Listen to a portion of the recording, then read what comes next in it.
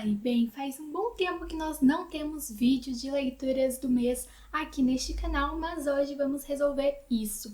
Na verdade, vocês sabem que eu mudei de cidade, mudei de casa, então metade dos meus livros estão na outra casa, aliás, bem mais da metade, eu só pude trazer um pouquinho, que são esses que estão aqui ao lado. Então, com essa mudança e eu tendo aí que me acostumar com uma nova rotina, trabalho novo e tudo mais, a leitura literária acabou ficando um pouco de lado. Não muito, porque eu sempre estou lendo, mas é claro que eu diminuí o meu tempo de leitura e com isso, consequentemente, eu também diminuí as minhas leituras, mas lemos algumas coisinhas bem interessantes aí em fevereiro e março. Então o vídeo de hoje é um vídeo das leituras desses 2 meses, tanto fevereiro quanto março de 2022.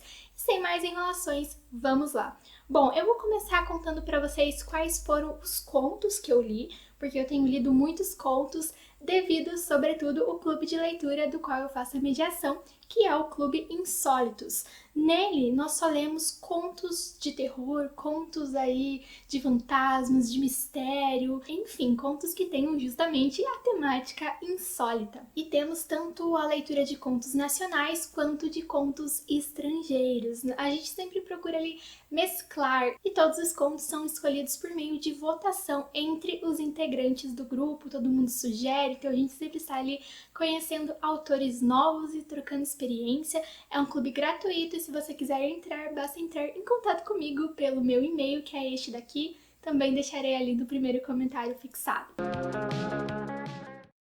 Vou começar falando de um conto que eu amei, que foi o conto O Sonho, do Turgenev. Ainda não temos resenha para esse conto aqui no canal, mas eu pretendo trazer uma resenha para ele sim, aliás, com certeza, porque eu sou apaixonada pela escrita do Turgenev. Já temos uma resenha aqui de um outro livro dele, que é um livro bem famoso também, que é a novela Diário de um Homem Supérfluo, e eu quero muito ler também Pais e Filhos e Memórias de um Caçador, do Turgenev, porque eu simplesmente fiquei encantada. E a gente tem às vezes uma ideia de que os russos eles apresentam uma linguagem muito difícil, é difícil de entender, e não é. Turgenev é russo e a gente entende tranquilamente e aprecia, além de tudo, que é o mais importante. O Sonho é um conto que vai perpassar essa temática, essa camada onírica, então nós vamos acompanhar a história de um homem que ele tem ali certos problemas com o passado, ele não consegue se identificar muito bem com o pai dele, ele acha que a mãe dele esconde algum segredo, e aí à medida que ele vai desvendando, ou que parece que ele está desvendando, nós vamos o tempo todo ficarmos ali nessa expectativa de descobrir se ele está sonhando, ou se é realidade, ou o que é sonho e o que é realidade, se às vezes ele não está desvendando todos os mistérios da sua vida apenas por meio do sonho, como uma resposta do inconsciente para tentar sanar esses questionamentos, sanar toda essa ansiedade que ele tem diante de suas dúvidas. Então é um conto muito interessante e que gera muitas teorias e eu amei e recomendo demais que vocês leiam O Sonho. E vocês podem encontrar esse conto naquela coletânea de contos fantásticos organizada pelo Ítalo Calvino. E mais um conto que eu li aí nesses últimos dias e que também vocês encontram nessa coletânea é o conto O Homem de Areia. E esse conto eu li especialmente para uma disciplina na qual eu sou aluna, então às vezes fico um pouco confuso porque eu dou aula também de literatura, mas eu também sou aluna, né? Eu faço doutorado e tudo mais e dou aula para graduação. Mas esse foi um conto que eu li aí como aluna e eu adorei. Também achei um conto aí que gera muitas teorias e eu gosto de contos que não são tão fechadinhos, sabe? Que sempre deixam uma margem ali para você acionar o seu pensamento crítico, a sua imaginação. E esse é um daqueles. Nós vamos acompanhar nesse conto a história do Natanael, que parece uma pessoa ali bem perturbada, então a história também traz algumas cartas para irmos entendendo o passado dele em contraste com esse presente, para irmos ali criando laços, conexões.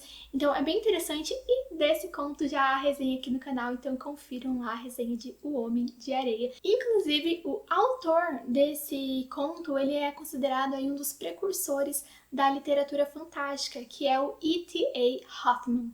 E agora, mais um conto que eu li que também tem conexão com os russos, e já vou explicar o porquê, é o conto Nos Olhos do Intruso. Esse conto é de autoria de um autor brasileiro que é o Rubens Figueiredo. E o Rubens, além de ser aí escritor literário, ele também trabalha com tradução. O Rubens é formado na área de letras russo, tendo traduzido aí Tolstói, Dostoiévski. Eu já li aí vários livros que foram traduzidos do russo para o português pelo Rubens Figueiredo e sempre fui muito curiosa para ler um pouco ali da sua literatura, da sua escrita literária, porque a tradução dele sempre me agradou bastante, sempre achei de uma qualidade assim indiscutível. E aí lemos esse conto novamente lá no clube e eu adorei. É um conto que traz a temática do duplo, do doppelganger.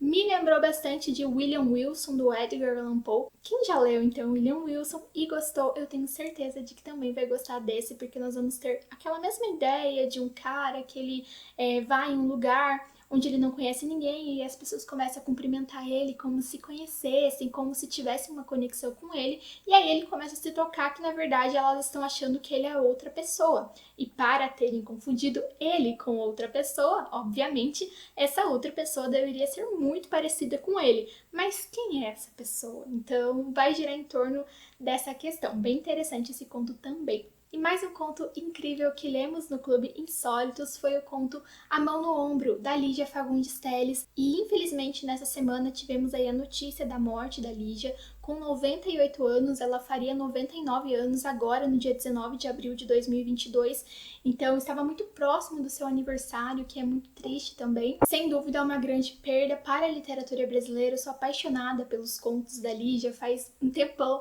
que eu fico divulgando eles por aqui. Inclusive eu acho que vocês sempre conseguem ver o livro dela aqui ao lado, que é esse livro aqui de contos que eu estou lendo faz um bom tempo. Então ele sempre aparece por aqui, eu sempre estou contando aí dos contos que eu li nele, porque ele é um livro bem grande, ele tem cerca de 750 páginas, então é aí um projeto para vários anos. Já ministrei cursos sobre contos da Lígia, já tive a oportunidade de escrever um pouco sobre ela, e para mim foi assim também uma perda muito triste. Tinha a esperança de conhecê-la algum dia. Realmente fiquei assim bem para baixo com essa notícia, mas enfim, temos que agradecer por tudo que ela nos deixou. No meu caso, super agradeço pelos contos que foram grandes aliados para que eu me interessasse mais pela literatura brasileira. E em A Mão no Ombro nós vamos ter a história de um homem que, através novamente de um sonho, parece que ele vai tendo ali umas premonições do que seria o seu futuro, e esse conto ele termina de uma forma assim muito aberta, então é aquele conto que você termina de ler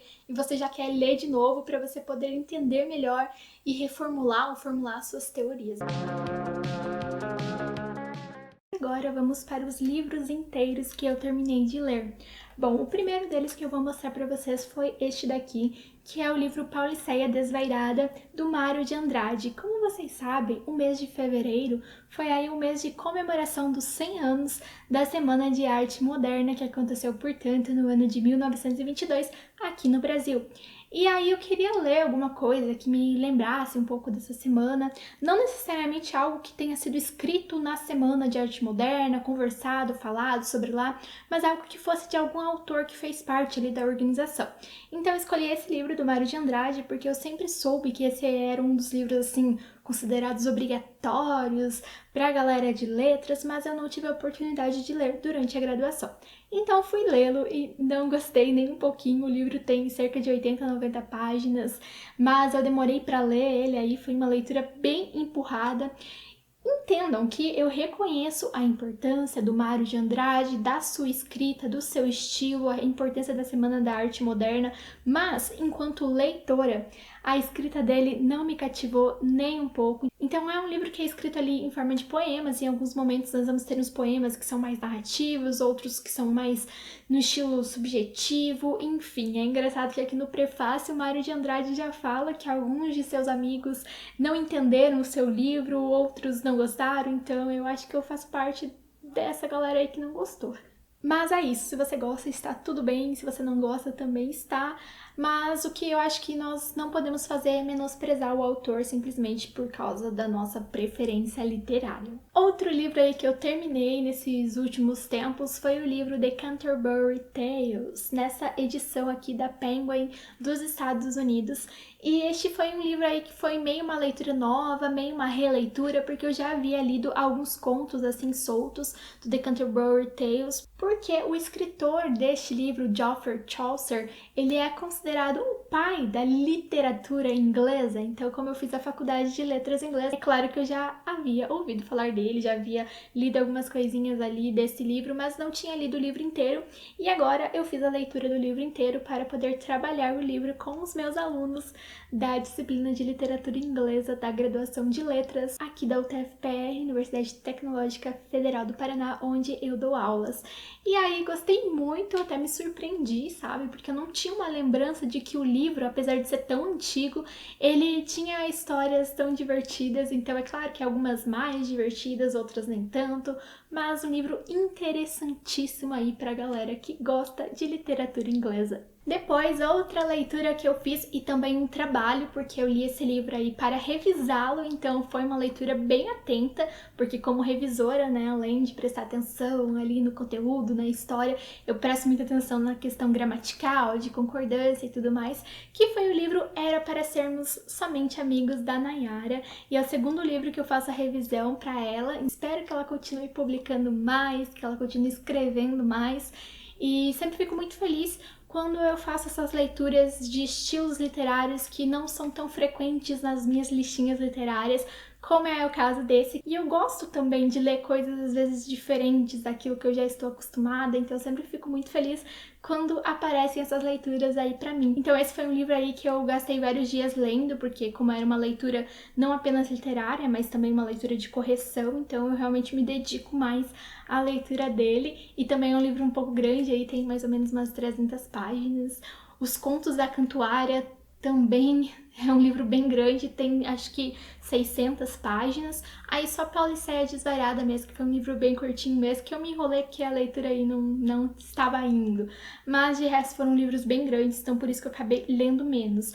Ah, e aí temos também uma leitura que eu comecei no mês passado, mas que eu vou continuar neste mês de abril, que é nada mais, nada menos do que o Drácula de Bram Stoker. Então, este livro eu comecei no mês passado e devido a ele ser um livro grandinho e também eu ter começado meio ali quase no final do mês, vai ser uma leitura que vai se estender, eu acredito que até mais ou menos meio, final de abril por aí, mas talvez um pouco antes, porque eu estou adorando Drácula, mas conversaremos sobre ele então no vídeo de leituras que vai sair no próximo mês, porque eu ainda preciso terminá-lo, mas já adianto, já dou esse spoiler aí, digamos assim, de que está valendo muito a pena e que eu estou um pouco revoltada comigo mesma devido à minha demora para começar a ler Drácula. Eu deveria ter começado antes, mas é isso.